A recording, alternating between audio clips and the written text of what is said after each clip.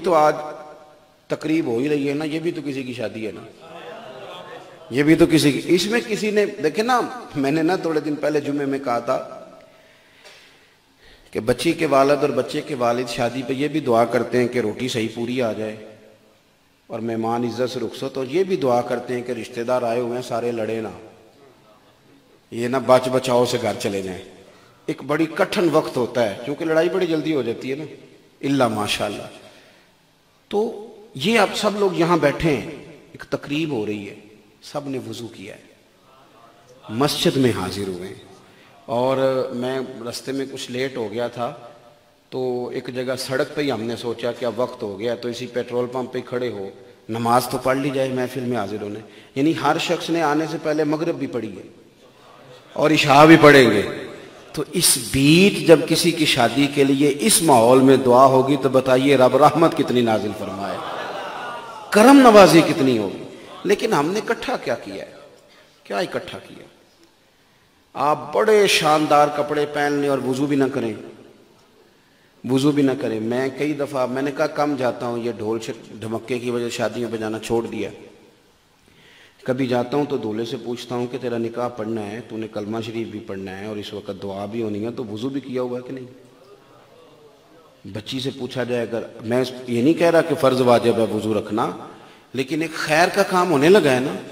وہ رشتہ ہم باندھنے لگے ہیں جس رشتے کی وجہ سے یہ ماں اور باپ بنیں گے، کتنی چیزیں آگے بڑھیں گی، کتنی مضبوطی ان کے درمیان آپس میں آئے گی. یہ وہ رشتہ جسے اللہ نے اپنی نشانیوں میں سے نشانی کہا اور آپ نے وضو تک نہیں کیا ہوا. بچی کا باپ اب دعا دینے لگا نا بیٹی کو کہ میری بیٹی رخصت ہو. اس سے میں اگر پوچھوں کہ آپ نے نکاح کے وقت وضو کیا ہے؟ اتنی جرات تو کرے مولوی صاحب. وہ کہیں گے ہمارے پاس فتویٰ ہے کہ بغیر وضو کے بھی نکاح ہو جاتا ہے ہمارے پاس فتویٰ. حالانکہ بغیر مسالے کے بریانی نہیں پکتی اور فرض نہیں ہے کہ اس میں ضرور مسالہ ڈالا جائے. بغیر نائی پکائے تو صحیح مسالے کی ہو سکتا ہے اس کے پیسے لوگ کاٹ لیں کہ آپ نے یہ کیا کیا. یہ تو آپ کے لیے اعلیٰ باتیں کہ آپ اہتمام کے ساتھ جائیں گے، مسجد میں بیٹھ کے نکاح پڑھیں گے، اچھے طریقے سے دعا ہوگی. میرے محبوب پاک صلی اللہ علیہ وسلم دلہا دلہن کا سر جوڑتے اور محبت کی دعا کرتے. کتنا کرم نوازی والا یہ موقع ہوتا ہے. تو میرے عزیز، ایک تو پھر دہراتا ہوں باتیں، ایک تو رزق ہمیشہ حلال آئے گھر میں. کوشش کریں شادی کی تقریبات ہماری اس میں بہت زیادہ خرچے نہ ہوں، وہ کم خرچوں میں اور سستے نکاح کیے جائیں جس میں مشکلات نہ ہو. اور تیسری بات یہ کہ حقوق کا تعین ہو. تھوڑا سا ہم بچوں اور ایک اور بات بڑی ضروری، مسائل ضرور بتائیں، بالخصوص طلاق کے مسائل. یعنی کہ دولہا صرف وہ کہتا میں نے ڈرانے کے لیے کہا تھا، ڈرانے کے لیے تو ایک طلاق بھی آپ کہہ سکتے تھے، تو 3 طلاقیں دے کے آ جاتے ہیں. ابھی چند دن پہلے کی بات ہے، بات بھولتی نہیں. ایک بچہ چھوٹا سا ساتھ لائے تھے، مسئلہ پوچھنا تھا. تو بچے کی طرف میں پلٹ پلٹ کے دیکھتا تھا، اس نے جاتی دفعہ پوچھ ہی لیا، ابا نے 3 طلاقیں دے دی غصے میں.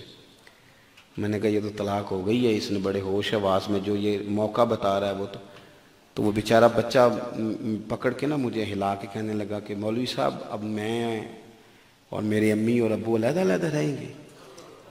تو بڑے لوگوں کو مسئلے بتاتے ہیں، لیکن وہ رات جو ہے وہ سوراخ ہو گیا نیند میں کہ یار یہ کیا معمہ ہے، ان بچوں کی کیا غلطی ہے، صرف ان کے ابا نے حوصلہ نہیں کیا تھوڑا سا.